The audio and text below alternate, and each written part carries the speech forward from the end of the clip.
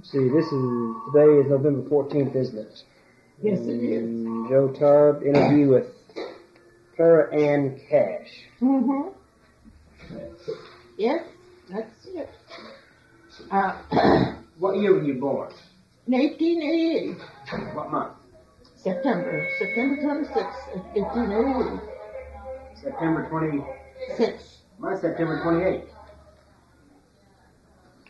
Where were you born? In northeast Missouri. And I'm born in the sheep country in northeast Missouri. Mm-hmm. My mother was of the Bollinger family, and her father came from Germany. Mm-hmm.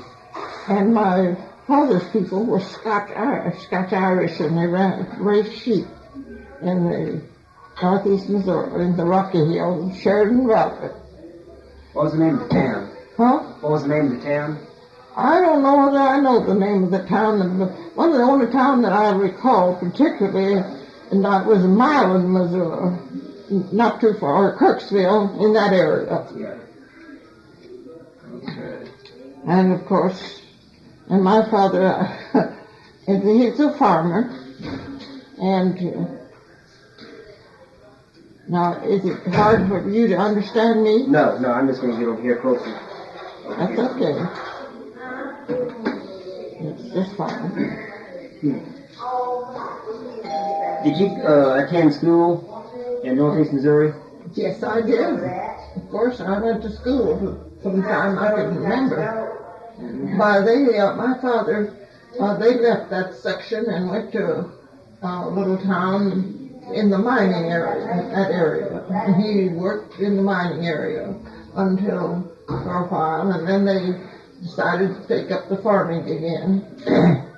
And he farmed for a year or two. No, we went to school, whether we ever done anything or not, or learned anything. We went to school. My dad had no education of consequence himself, so he was determined that we should all have as near an education as possible. What school did you go to? I don't know the name of the schools in that part of the country. I don't even remember them. Yeah. Remember your teacher's name? No, I don't remember any of those things. Because that's a long time ago. Yes, it is. And now after we came to Oklahoma, now that's going to be a different story. We came to Oklahoma in a covered wagon. And my father had a team of very beautiful mares, and that he brought from Missouri to Oklahoma, and they were the basis for his start in Oklahoma. What year was that? In 98. We arrived here in Oklahoma in February of 98. And what area did you settle? What? What area did you settle in? We just landed 7 miles west of Okarche. His brother had come ahead of him, father's brother, my uncle. And, of course, in those days, things were so different that it's difficult to describe them. We stayed with my uncle for a short time, and then Dad found a place to live, and we farm, and we moved to another farm. But in the meantime, we learned all about the sod houses and the dugouts and things like that. But then we moved to a place where we had 2 rooms. In those days, we were lucky to have a house. Is this still west of Okarche? No, it was near, it was northwest in Kingfisher County then. Just, you see, Okarche's right on the line. You know the meaning of where Okarche gets its name? No, ma'am. Well, OK is for Oklahoma. AR is for Arapaho. And CHE is for Cheyenne. It was the Cheyenne Arapaho country. The Indians are very common, but they never bothered anybody. But my mother, being German, believed in never wasting a particle of anything, of course. And very definitely all her life taught that to us. Yeah. But she had a theory that people were afraid of the Indians, and they didn't need to be. Mm-hmm. She said they only were hungry when they bothered you. So she always baked an extra loaf of bread, and if we were going to be away from home, she left it on the table so the Indians could get it, and they would come by and get it. And of course, they never bothered us. We never had any problem with them. But Dad started his background through these two beautiful blooded mares, and the horses he raised from that helped him to get a start in Oklahoma. Of course, coming to Oklahoma was a terrible experience. We came through those rocky hills of Kansas. We forded Cinnamon River, and in a wagon. We slept in barnyards. We done everything because nobody trusted the people coming to Oklahoma. They knew we were that was the idea of the thing. Other than that, then we moved. My dad, for several years, we would have all starved to death in those days if it hadn't been for one man. His name was Hunter, and he run a general store in Okarche. He gave credit to all the men, especially for flour and sugar and lard if they needed it. Those were the things that were credibly needed. Yeah. Does that, your machine pick that up? It makes a power. You could shut it part way, I think.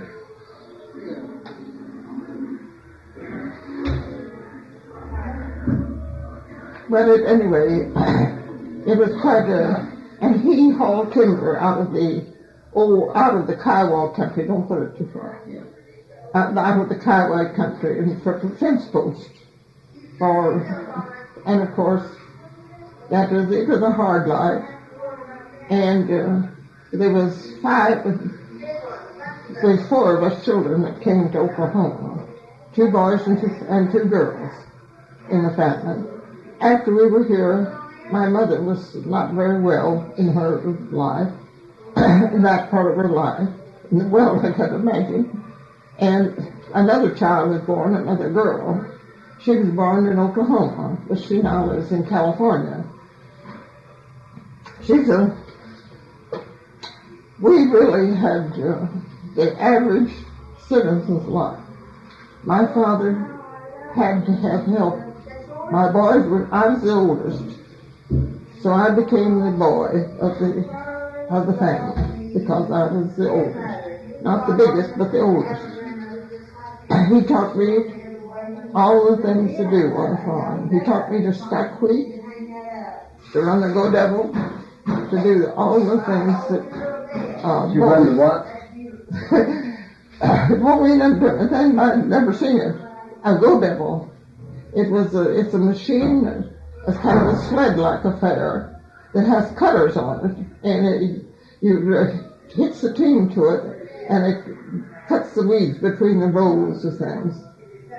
But he taught me to stack the wheat hay when we had wheat. We had one wagon, but neighbors always helped each other. They loaned their things to each other, and they helped each other.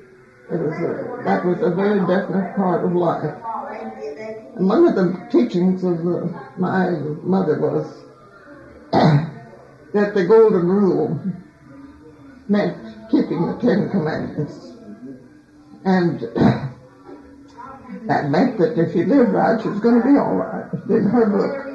And she told us, well, we went to school at Mount Pisgah, and it's in Kingfisher County, a little northwest of Okarche. And we lived not far from there on the farm for several years. Then my father had an opportunity to buy a relinquishment, if it was called in those days, and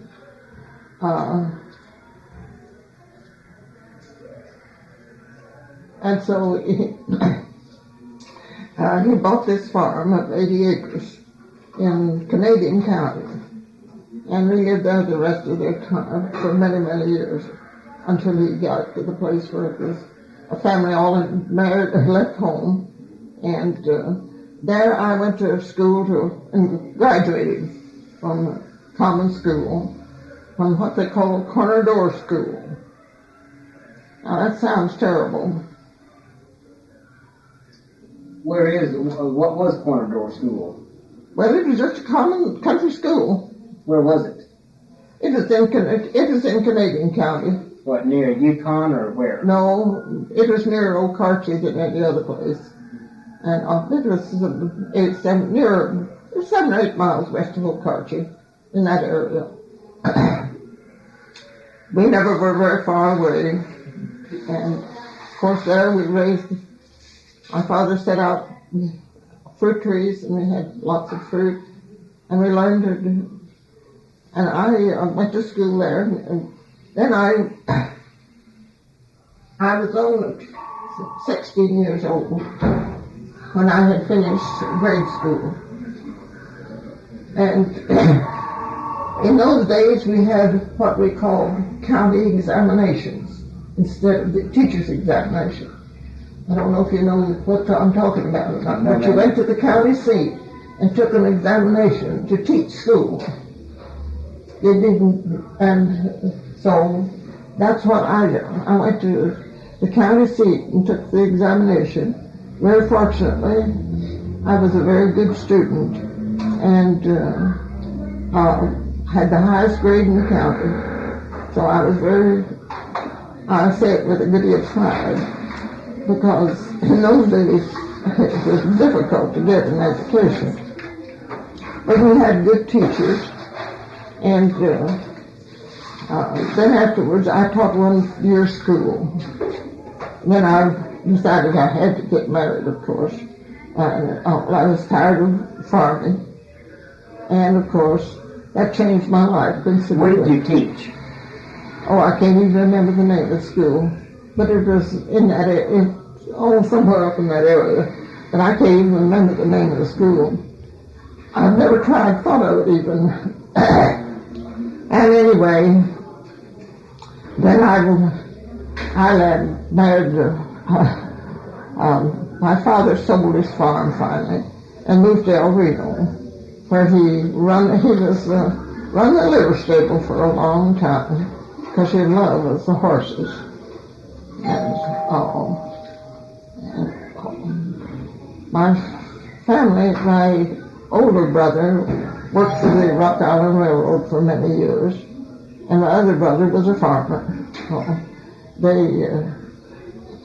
But the one older brother, he ended up in Washington in the shipbuilding industry, and the other boy, though he lived on the farm as long as he lived. There neither one living and all, but I have two sisters that are living, and that's about it. So I don't know what I can tell you about any conditions in those days. They were all difficult. Well, I have a few specific questions if I could ask. Okay, I'm delighted to have you ask them. Good. What's your best memory of the trip in the covered wagon? You said you forded rivers. How did you ford the river?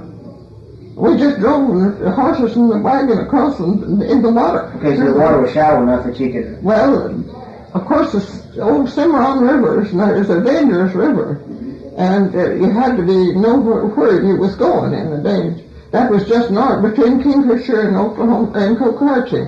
That was where we forded other rivers. The Flint Hills in Kansas were our biggest because they hurt the horses' feet so bad. And then, of course, this last trip was then I ended up after fording that.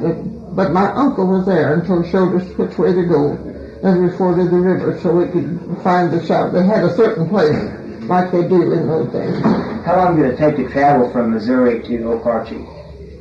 I think it was about 2 weeks or something, or maybe 3 weeks. It was quite a long journey. And you said that... Oh, I'm sorry. And that was all. You say that you slept in barnyards? Oh, we slept in pig... We slept anywhere they let us sleep, or wherever they let us Did you stay. sleep in the wagon, under the wagon, or? In the wagon, the children, most of us slept in the wagon, mother and dad, mother, but dad and the boys slept under the wagon. And that was the way it really worked out. My mother's health was not good. Of course, she was expecting this other child, and it made it very difficult. And what was your father's name? Power, John Power. And where was he from originally? Well, he was born and raised in Missouri. Around where you were born? In that area. Now, my grandfather on his father and mother were, she was a midwife, and he was a timberman. So they were quite story. They came to Oklahoma after we did. We sent the river sent for them. Oh, your grandparents did? Huh? Did your grandparents come to Oklahoma? Yes. They come to because two boys were here, and they came to Oklahoma. They sent for them, and they came to Oklahoma. But that was after they could come on a train. And your grandfather was a timberman, you say? Yes, he was a timberman, and my grandmother was a midwife, and she got on a mule and rode all over the state of Missouri, almost all in her area. She was known as the midwife. What was her name? Her first name, maybe. Let me see, what's Granny's name? Sarah Ann, I believe it is. Her name was Ann because I named after her. And her last name was? Just a minute. Scobie. Scobie. No, her name was Powers. Their name was Power. Yeah, okay. And what was your grandfather's name? The timberman. But his name was Power. They're both my grandfather's, my father's parents were named Power. And what was his first name? Absalom. How you spell that? Absalom. Absalom. Okay. And he was what? He chopped trees down or what? Yeah, that was his thing. Did he have a sawmill? Huh? Did he have a sawmill? Oh no, he just worked on they didn't have the things like they did in the later years. And they lived in a timber country and now my mother was raised, her mother died when she was quite young, and she was raised by a family of means who sent her to school. And of course that was always an advantage to the family because she was able to articulate in a way and see that we knew our lessons. She was not accomplished in that way, but she knew when we failed or when we were wrong. And I've always said my mother could make more out of nothing than any woman I ever knew about, because she could make anything. I said she never let the pig alone until the squeal was gone. She even had something to do with the squeal. She knew what to do with everything in the way of food. And one thing that I remember particularly, I believe clothing was something unusual. My mother had one dress that she brought with her that was fancy. It was an old Basque dress of very wonderful material. In fact, the matter is, I think it was her wedding dress, but I'm not sure. It was a very full skirt. And she cut that dress up and made the two girls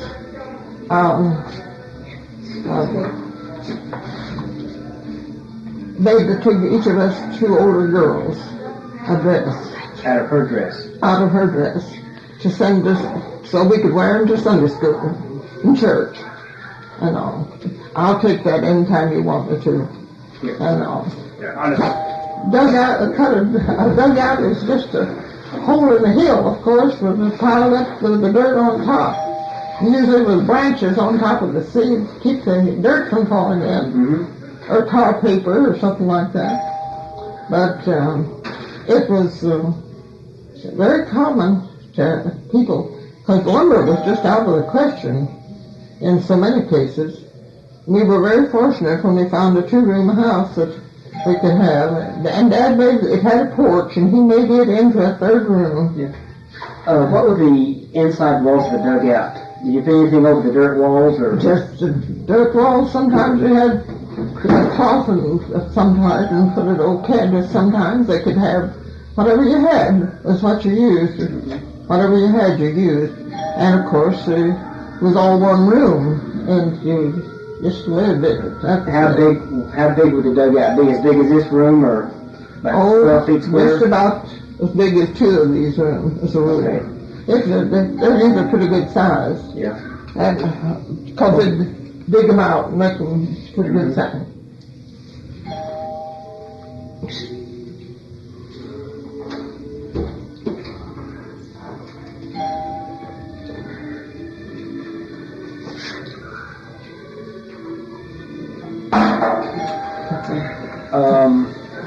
Now, is there any questions? Yeah, when you first moved to Okarche, did you live in a sod house? No, my uncle had found a two-story house and had rented it, and his family. It was just really and truly one big room upstairs and one big room down, and two bedrooms and a kind of one bedroom, I believe, and a living room, kind of a living room and kitchen. But anyway, people didn't pay much attention to conveniences in those days. Of course, I guess you had the well out back, didn't you? Oh, yes. And the day after we came here in February, of course, my father was not used to it. He's used to cold weather, because North Missouri has awful bad weather. But anyway, they cleaned out their well one day, and it turned cold on him, and he froze his ears. And of course, that was kind of an experience to him. After being coming from that cold country, if he'd been in the cold country, he'd have wore earmuffs, you see. But in here, he didn't think he needed them. And so, it's just like... Did you remember... Was your grandfather in the Civil War, your grandfather or father? I don't know whether he was... I have an uncle, by marriage it was, but my father's sister's husband was in the Civil War. Did they ever talk about it? No, they didn't. They never did talk about it. I can't even think of their last name now. But do you remember your father or your brothers talking about the Spanish-American War of 1898? No, I don't think they was ever in that war. Yeah. I think my father was a little too young to be in that war. Did you hear about it in Okarche, or did people talk about it around there? No, nothing much. And then another thing I can recall is that the first time I ever saw a car, a Ford, coming down with the man who delivered the postage, the letter carrier. I guess I'll get it right after a while. The letter carrier. He was the first time I ever saw a Ford. Was during the time. Did you all have a big celebration at the turn of the century, 1900? No, we never thought anything about it. These things didn't matter. Yeah. Survival was the most important thing, you see. Were you farmers here in Oklahoma? Yes. What did you raise? What crops? Oh, that's what I told you. I learned to stack hay and to run the go-devil to raise broom corn. When I was 12 years old, I cooked for broom corn hands myself. We cooked right out in the open. What did you cook for them? Oh, we had a garden and we took everything in the fruit trees, so we prepared for it, you know. Did you ever meet Governor Say? Who? Governor Say. Governor who? Say. S-E-A-Y. He's a territorial governor. No, I never did, but I know. I came into the picture of the government of Oklahoma in connection with the time when Paul Nesbitt was the Speaker of the House, and Murray was involved in that. And I was the enrolling and engrossing secretary for that session. I was worked in that department for. Of course, I didn't teach school. I found that I had to go to college one year if I was going to teach after I was left a widow. And I had 2 children, and I went, and my husband had left me, and I with these 2 children, and I went to business college. I came home to my parents' home from there and went to stay with them until I could go to school. And I came to Oklahoma City as an administrator of the Underwood Typewriter Company. And then I worked for the state during that session. But before that, I had worked for Bradstreet and Dunn. I was a rating clerk. And I was good in those days, and I knew it, and I was young. And so it didn't make much, life was more interesting than it has when you're 94 years old. Did you know Governor Murray? Oh, heavens, I should say so. What was he like? Oh, he was a country boy. And he was a stubborn old guy, but he was more right than wrong most of the time. But he was for the underdog and for the common people. Mm-hmm. And I like Governor Murray because of of course, he was odd. He was an oddity, but he knew right from wrong, and he usually stood up for the guy that he thought was in the right. So I don't know. I always liked Murray. A lot of people didn't, but I always admired his. I admired what I call his guts, because he had to have them sometimes in order to get it done. But I worked through that session. Then I worked for E.B. Howard, who was state auditor after the session. And then I just finally met a man that I thought and remarried. I married Mr. Cash, who was a cattleman. When did you get married? In December of 1917, and or 18, I don't know. Yes, August 17, and so. During the war. No, yes. Fortunately, he was too old to go, and he was too old to get too young to get Social Security at his time of his death. So it was just one of those things. Then I went back to work after his death. When did he die? Huh? When did he die? In 50. And I went back to work then. I went back to work in 50. In the meantime, I had become a club woman and became interested in youth people. And I didn't matter. I quit my job. I was slated to have a good job at the Capitol. But I decided to get married. I had these 2 children who needed me at home. And I asked Mr. Cash what he thought about my giving up the job. And his reply, he was Kentuckian. And his reply was that he didn't think any man felt the same towards a woman he had to take care of, and one that took care of herself. And so I quit. I was slated to be the secretary for the bankers and secretary of the banking section. And I say it with a great deal of pride, of course, naturally, because I was good and I could command a good position. And did. I have to admit, I didn't pull any punches when it was time. I was an aggressive sort of person, who learned to take care of herself. And but my life from then, after Mr. Cash's death, I went back to work for the state. I worked for the Department of Public Safety for 13 years. Who was in charge of that department at the time? I can't even tell you his name. He's dead now. And he was so good to me. I can't even think of it. I'll think of it after you're gone. Because I haven't thought of it so long. Anyway, finally, the governor found out how old I was and told me I had to retire, that nobody at my age should be working. So, What governor was that? Let's see, what was our Republican governor's name? Bellman? Who? Bellman? No, it wasn't Bellman. Bartlett. Huh? Bartlett. It was Bartlett.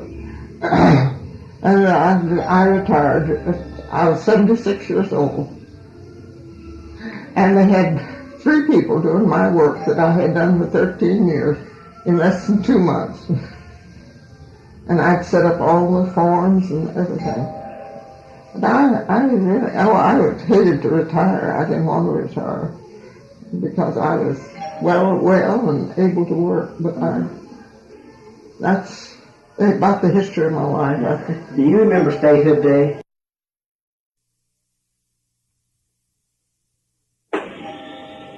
So you said there were no parties in El Reno or celebrations? Or... Well, if there was, I didn't know anything about them because, you see, we didn't live in El Reno too long.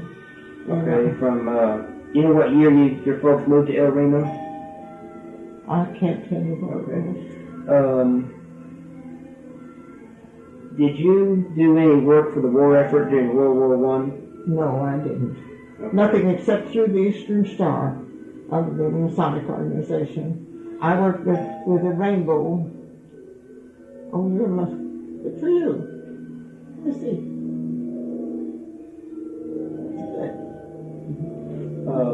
So what did the Eastern Star do during World War I? Well, I don't know. Anyway, what lodge you belong to? I'm at Bartlesville 284. Well, anyway. My grandfather brought me in. Well, my husband and my son both belong to Siloam, and my father belonged to Calumet.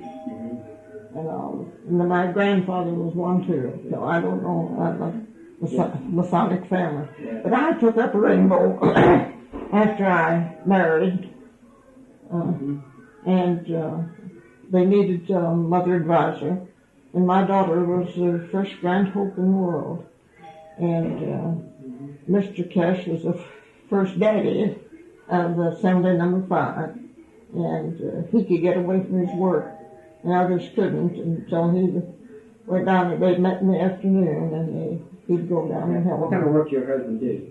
He was a cattleman on the stockyards. Okay. He bought and sold cattle.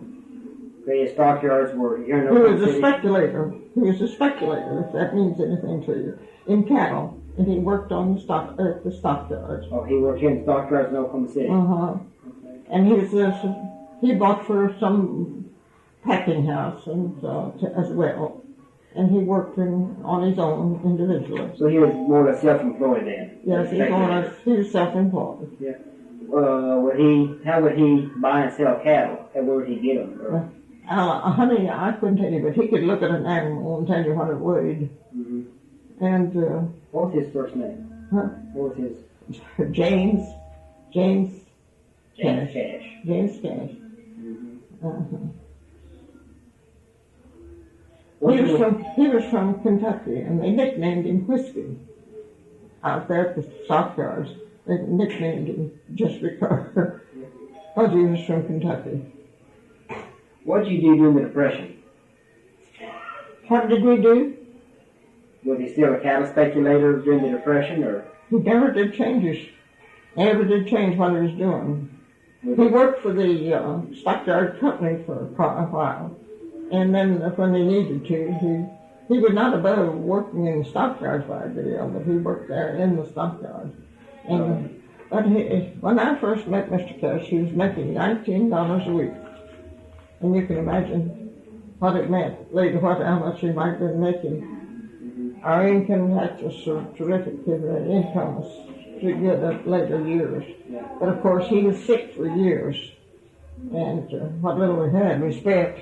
Yeah. As so often happens. Was it rough during the Depression on the cattle business, or? Yes, very, very bad. Very discouraging. And of course, he One day he might be rich, and the next day he'd be awful poor. It's that kind of a game. Yeah. And but he was a very good judge. And of course, he went about the state from time to time, picking up cattle. What was your overall impression of the Depression? What do you think about it? Just in a few words, how would you describe the Depression? I think we're in one now. What about one of the 30s? Huh? Was the 30s like it is today, or? Well, no, it's not the same. In those days, people were used to doing it out more or less. And they could adjust to doing it out better than they can now. How did you feed your family in the Depression?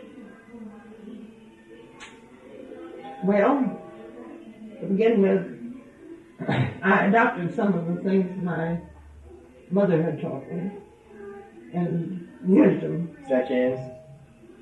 What?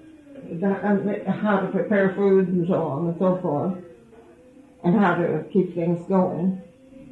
I never had any trouble because Mr. Cash never was where he couldn't provide, and sometimes he had to scrape the bottom, but we bought a home soon after we married, and it was collateral for a good many times.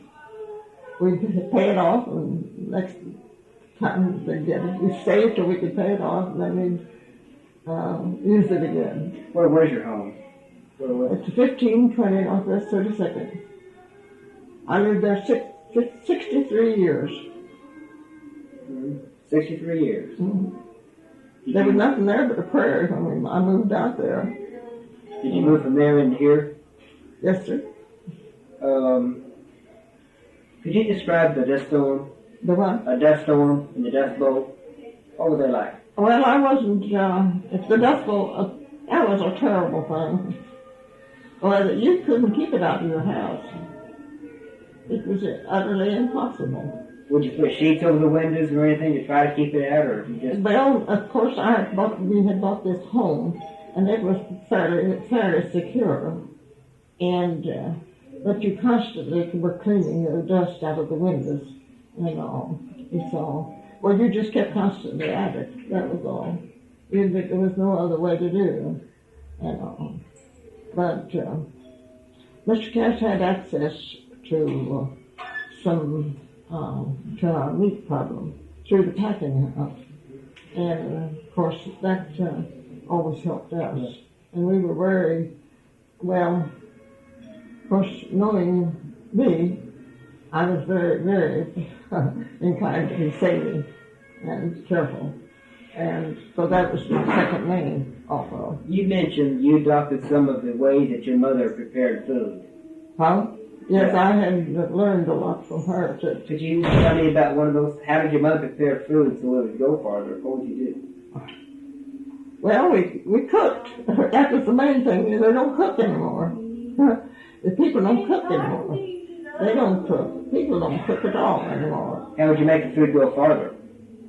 Well, if you know how, you can stretch food considerably by adding little things to it, and not having. Then you can buy cheap food. There's ways to fix rice. There's ways to fix potatoes. There's ways to fix cabbage, and there's ways to fix other things. And of course, those are things that you learned by doing. I don't think I could tell you about what to do. What would you add to it to make stretch it? Just well, not too much of anything except salt and pepper and maybe a little bacon fries. Mm-hmm. And you learn to do a lot of things, and they're very edible. And where Shepherd Mall is now used to be a lake, and that's where my son used to go swimming over there. And everything. I don't know. My life's been so full, it's just kind of difficult to hit on the highlights. Did you do any work for the war effort during World War II? Well, some. I was very active in the Grand Chapter at that time. You see, I was served as Grand Warder 1 year, and then I was Grand Treasurer 2 years of Grand Chapter, the Eastern Star. And I was District Deputy over and over. I've done all those things. Then I belonged to the Amaranth and the White Shrine, and I've been a member of both of them for over 50 years and served them in every capacity. What kind of war effort did the Eastern Star do?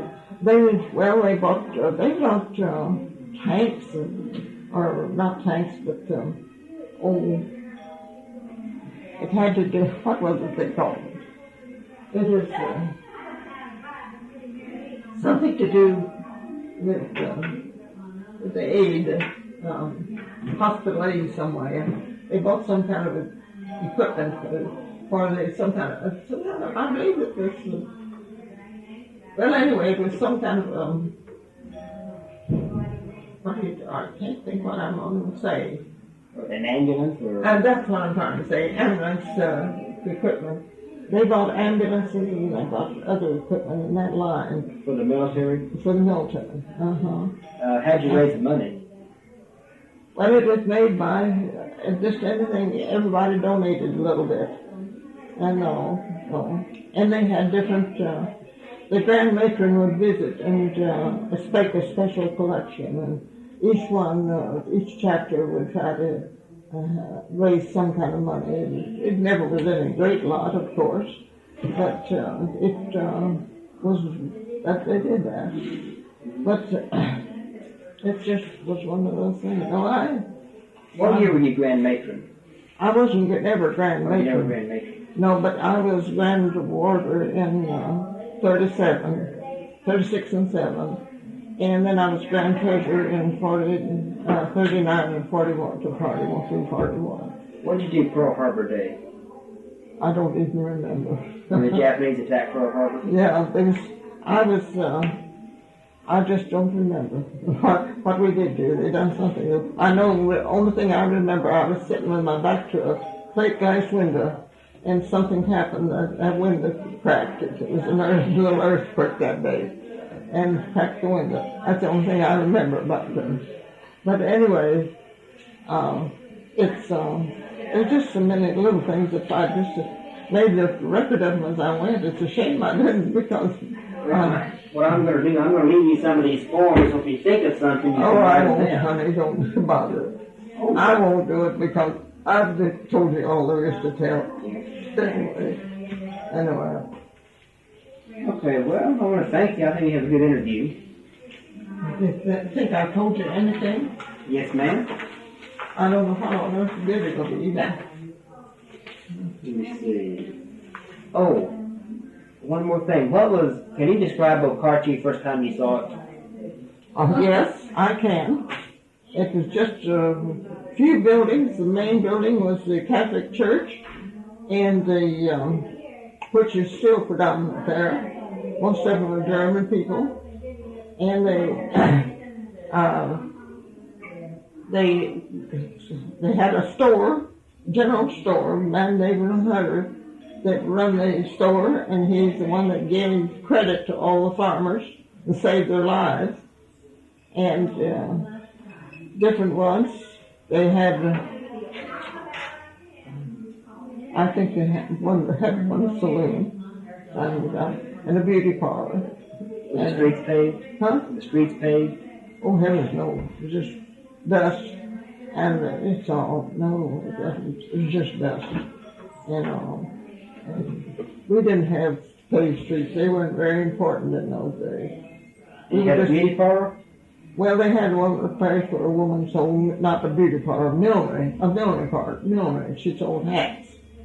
I'll never forget one hat. When I was about not very old, maybe 13, and thinking my dad let me go to town with him. And I found a hat that I thought was so pretty. And I needed it just like I needed another foot. But I wanted that so bad. And it cost $3. And my dad let me buy it. And it was a great big, one of those picture hats. And I'll never forget that as long as I live. Because he just done it because he knew how bad I wanted that hat. And of course I didn't have any more business with it than I did with another hat. What color was it? It was a pale blue with a little buttons all through it, but on the thing. I'll never forget it. It really was. It was velvet too. And oh, it was so pretty. What was the name of the shop? Well, I don't remember what the name of it was, but I remember that hat, I'll tell you for sure. What's your fondest memory of Oak Archie? What? What's your fondest memory of Oak Archie? Well, I think going to the store with that riding that 7 or 8, 9, 10 miles into town, and getting there, and Mr. Hunter was so good to the young. Who was Mr. Hunter? Huh? He was the man that owned the store, general store, and he let us. He always gave us candy, and always done something nice for the children. You know, it was such a treat just to get to go to town. And just to be able to go to town was a treat in itself. And because that is, back in those days, was a real treat. Mm-hmm. And that's about Okay. that's about the best thing. I'll never forget that hat, though, as long as I live. That was the most important thing I ever had. But my life was pretty well wrapped up with Masonic activities. I haven't told you much of that. But When did you join the Eastern Star? I joined this in Oklahoma City. What year? Let me see. I joined in 1921. If you'd let me, I'd like to come back and just get an interview about the Eastern Star one of these days. Oh, I don't care what you do now. But anyway, it wouldn't be of interest to many people. But and then I was monthly advisor of the Rainbow in 24 and 5, and all. And by that time, I joined the Eastern Star because my daughter was a Rainbow, and I couldn't go to the meetings. And it was just killing her because I couldn't join. And you know Maybelle Conger, you know who she is? I'm not familiar with the name. She's a noted teacher here, has been in the teaching profession so long. Well, her mother, and she was a neighbor. Her mother was a neighbor of mine. And they finally persuaded me to join the Eastern Star. And then I became the first matron of a new chapter over 50 years ago. What chapter? Amiga. Amiga. Mm-hmm. Who was Grand Matron the year you joined?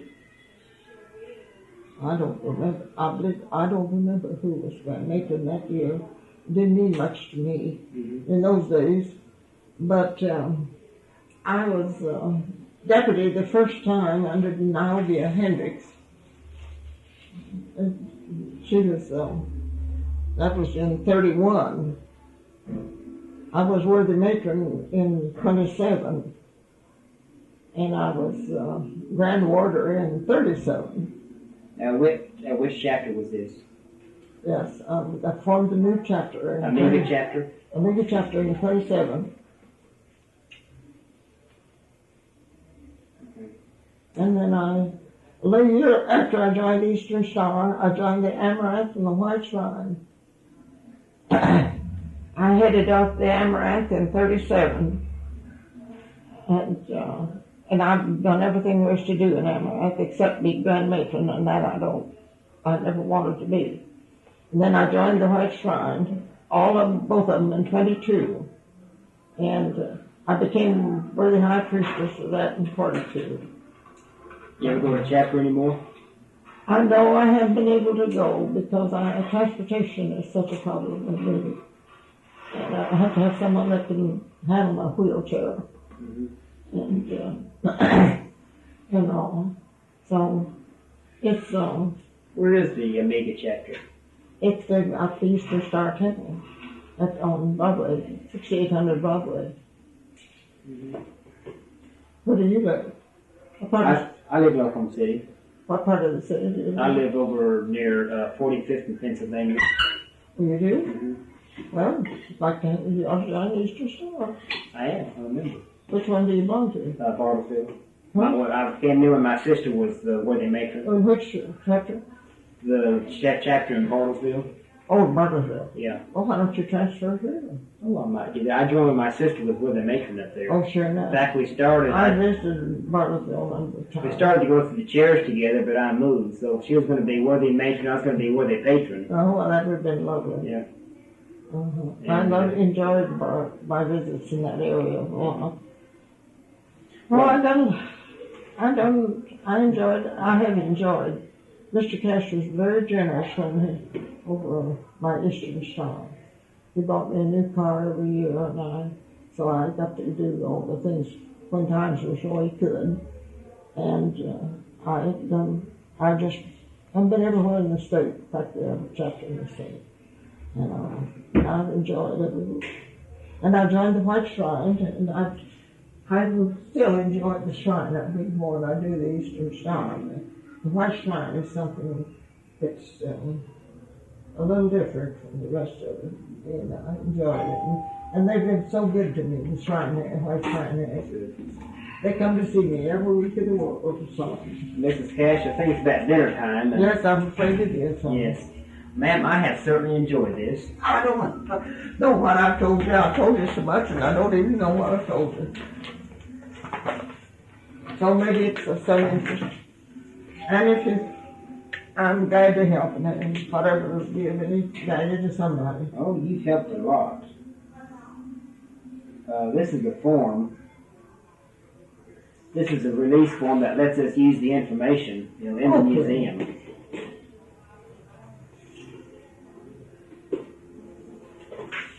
And if you'll sign right there on that line, I'll go ahead and get this machine out of the way.